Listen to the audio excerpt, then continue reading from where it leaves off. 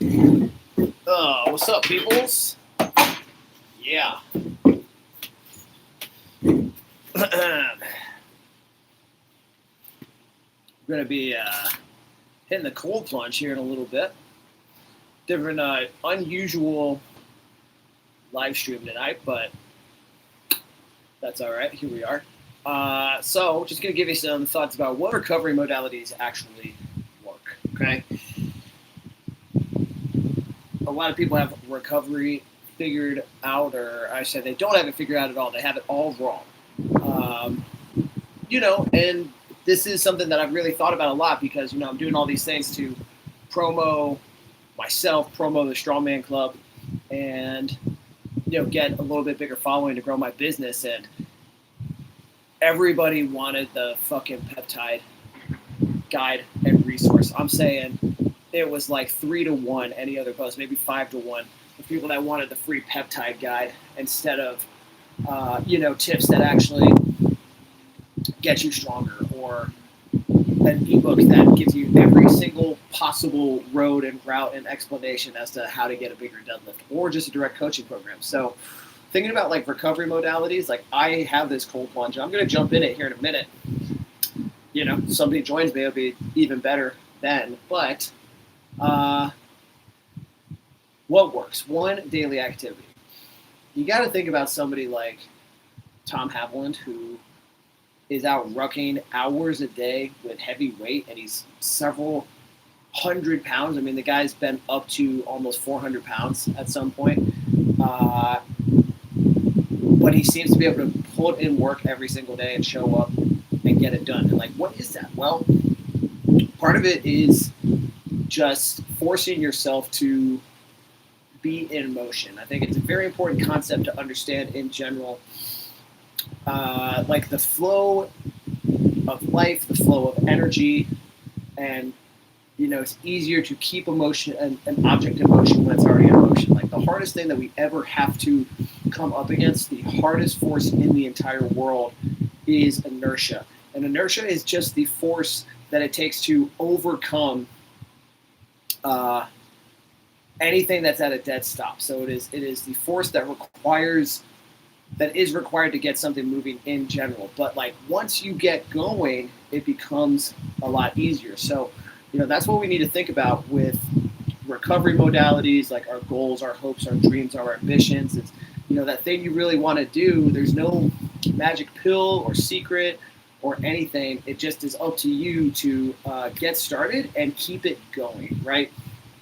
The more you do, the more momentum you pick up, the easier it's going to get. So, I get in this cold plunge every single day, and I sit and look at it over and over and over and over again, like for sometimes minutes at a time, and I know what's coming, but, it's just that impetus of like getting over the hump of like, shit, I got to do this again, but once I'm in, it becomes a lot easier. So it's at 51 tonight. I'm going to jump in probably about 90 more seconds.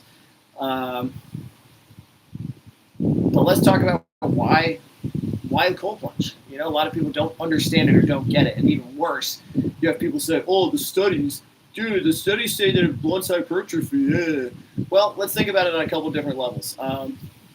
And the reason that I say that in like that mocking voice is I've never heard somebody respectfully more successful than me that has said that. It's always coming from people that don't want to find out for themselves. So why do I do this cold plunge? One, my knees have been like a little tight, a little stiff the past couple weeks. So when I get in, it really helps my knees feel better. It decreases inflammation. It brings a lot down. They feel a lot slicker. So I'll do this, and once my body warms itself back up to natural abilities, I'm going to stretch and get deeper and more comfortable when I'm going to stretch my quads after I did a ton of push presses today and then front squats a couple days ago. I'm going to use this as a tool to slow down my breathing, right? It's important to control your breath, right? We have the fight or flight. It's the sympathetic and the parasympathetic nervous systems, and you're dominant one or the other at all times. So sympathetic is, the active, the on. That is, when we need to be engaged and when we're lifting weights. And to a point, it's actually catabolic, but it's the training that we do, that active force that, is what is necessary. I always see a lot of these like hardos with these shirts that say destruction forces growth. And I think that's a little corny, but it is the actual truth of it. I think people just take that too far, and they hear that and they think like, oh, I have to go train like Branch Warren and just like sling around weights like a freaking animal for 90 minutes with no aim, or like really program or target, just blast arms for 90 minutes until I'm crawling out the gym somehow, even though it's an arm day. That's what it takes. But the approach in strongman is very different. Anyways, not to go on a big ramble, but you do have to break things down to build them back up stronger. So what this cold plunge is really good at is getting you used to calming yourself, to breathing a little deeper, a little steadier, because if you freak out, like, that's no good. You got to think about these times when you're at competition and you're nervous, you have a big lift coming up, maybe you're in a clutch moment where you really need to perform in order to win or podium or score a lot of points. So what do you do in that moment? Are you going to let the nerves take you over, or are you going to use techniques such as calming your breath and centering your mind and focus, take it within and use it in order to perform your best? What happens when you don't do that? What happens when you don't center yourself? You make mistakes. You're tense and your like heart rate is up so high that you actually lose endurance because you're like wigging out so much. It's real effect, right? Like cortisol, the stress hormone is too high. That's a sweet spot. We don't want to like eliminate cortisol. And same thing with inflammation, even though this cold plunge here reduces inflammation. We want to find the balance between these things to perform our best, right? Like yin yang. You can never really lose sight of the fact that we have to have that balance of, again, sympathetic, parasympathetic, anabolic, catabolic, rest, and, build, basically. Nighttime, daytime, that's that. So that's why the cold plunge is really nice. It also is just a good mental booster for, like, yeah, I can do it. So I said about 5 minutes ago I was going to jump in 90 seconds. So we're going to keep talking here. If you guys have any questions, feel free to fire them up here. But I'm going to jump in. Okay, I guess I'm going to do probably about 2 minutes in here. Oh, man, every time.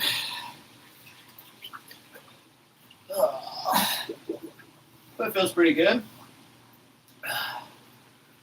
It's nice. So this is actually a converted chest freezer that I built out. I have a pond liner in the middle. All the seams are welded with JB water weld. Again, then painted over it with pond liner. Got to clean it out every couple weeks. And then this freezer does all the work. So it's nice when I have something to distract myself, I'm just talking at whoever is here on YouTube with me right now. Hello, thank you. I see a few of you here right now. But, don't overthink your recovery, right? Like, there are all sorts of optimal ways that I could do this cold plunge. Like, I could probably drop my arms in right now. I could probably, it's, according to Andrew Huberman, 18 minutes a week, right, is really what you want to do for your sweet spot. But, there are people that do it every day for the mental benefits that are absolutely killing it. And if the mental benefits get you a 100, but the physical harm and side effects are a 10, right, then you're still at like a 90 overall. So, if you could use that to your advantage, like, why wouldn't you, right? Like, you have to always think about those parts of things, right? Like, you can look at all these studies that say, like, oh, it blunts hypertrophy, it's not good for muscle growth. But, what if it gave you the ability to believe that you can just eat shit for 90 seconds, or you could just really just tough it out for a minute straight, which is obviously a very important thing in strongman. Well, I got to tell you, this is a lot easier when I am just like talking and thinking about things. Big lesson. I do this almost every morning by myself when it's like really quiet, and a minute goes by so slow. I usually do about 90 seconds to 2 minutes in the morning. I don't do this in the evening that much, but I really did smash my legs pretty hard, so feeling it. But anyways, you just have to keep going. So distractions are indeed great. I'm going to go ahead and take it to 3 minutes, man, since we're there. But, that's that. I want to keep getting these lives going, but I'm going to have some new changes and new plans coming up in the very near future for what I'm going to do slightly differently about this. But just for a routine, this gave me an excuse to get out here and do this tonight.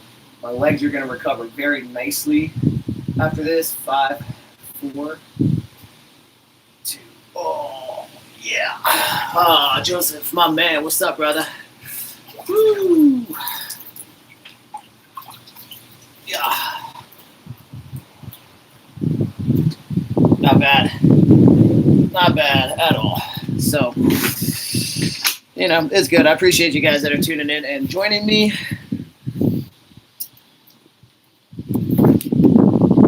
It's been a tough couple of weeks of training, to be totally honest. But I'm not deterred. I mean, I gotta be honest. Just a real moment. Just going off topic here is somehow things have been pretty tough in the past couple of weeks, but for some reason, at the same time, I've never been more determined to work and push through, and know that with a lot of things that I'm doing in my life at this moment in time, that I'm going to face more setbacks and more challenges and more speed bumps than ever. So there are days like today when I wake up and physically I just feel like shit. But I gotta go train anyways. I just want to encourage you to remember that if things are not going your way, that you just have to go a new way. If you're trying something and it really doesn't work, you have to try something else. Like, there are infinite fucking possibilities out there. They're infinite. Like, you do not understand how big infinite is, nor do I. But I've seen too many examples of what most people would deem unbelievable or unrealistic or impossible happen for me to believe anything else. So, with that being said, I'm going to end it nice and early tonight. Going to do some slow breathing. Going to drink some raw milk. Get to bed nice and early. But as always, stay strong, people. If anybody ever wants to come to Bradenton and jump in my cold plunge, this is always open for anybody that wants to try. So, peace out.